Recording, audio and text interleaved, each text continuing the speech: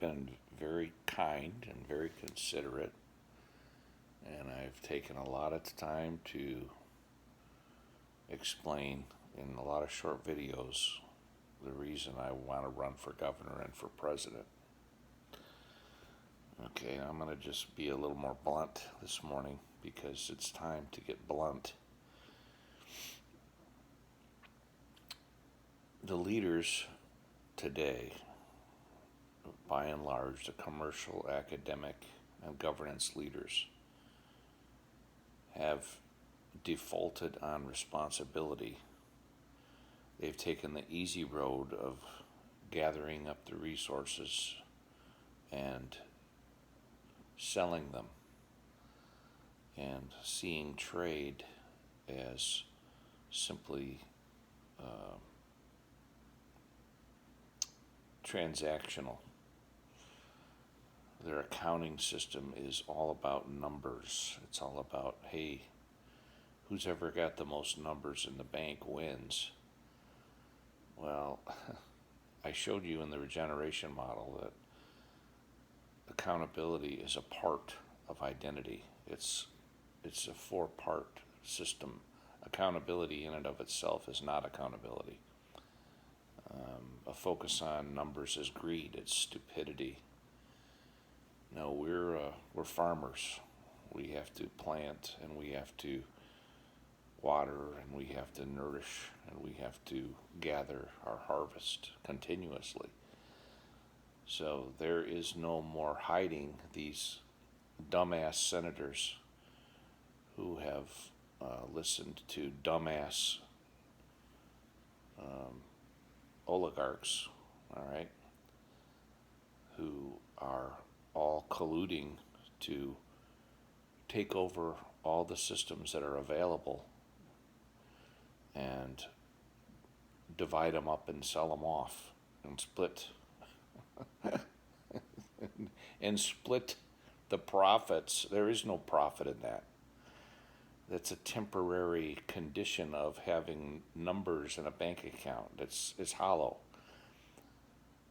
Because they can equate that to buying a yacht or like in Putin's case, a $900 billion house that he lives in and sits in, and his stupidity, his fucking stupidity, his brain deadness, okay?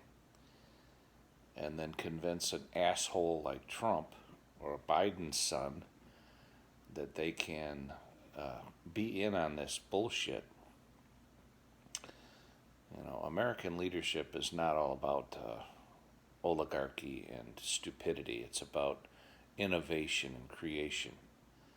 All right, you're looking at an innovator and a creator who has spent his lifetime trying to introduce birthing programs and business models that regenerate business to a bunch of idiots, okay, who are afraid to get their brain off of a fixed point of an accounting system that is a dark black hole, okay, and take out a hoe and hoe a new row and plant some seeds.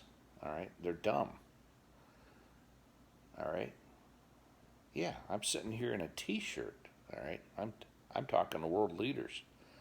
You idiots who are in charge are done because you failed.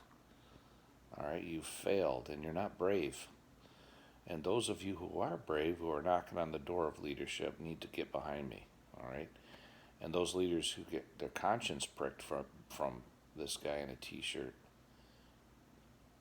need to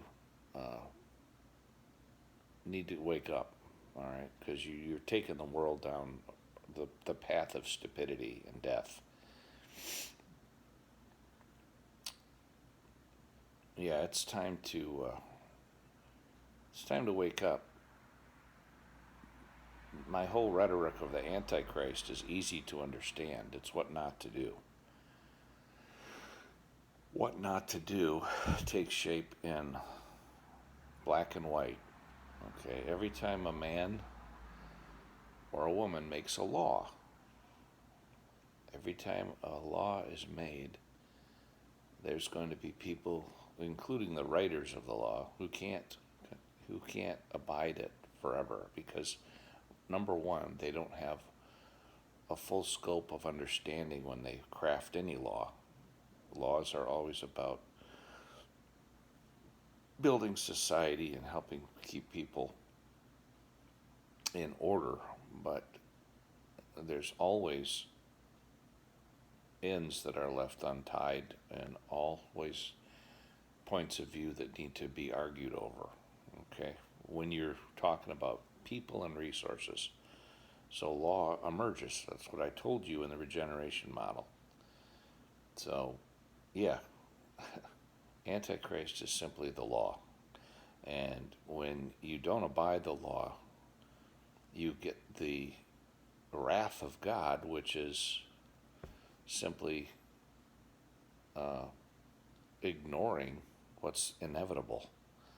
When you ignore the needs of people, they're going to get pissed off and they're going to come after you.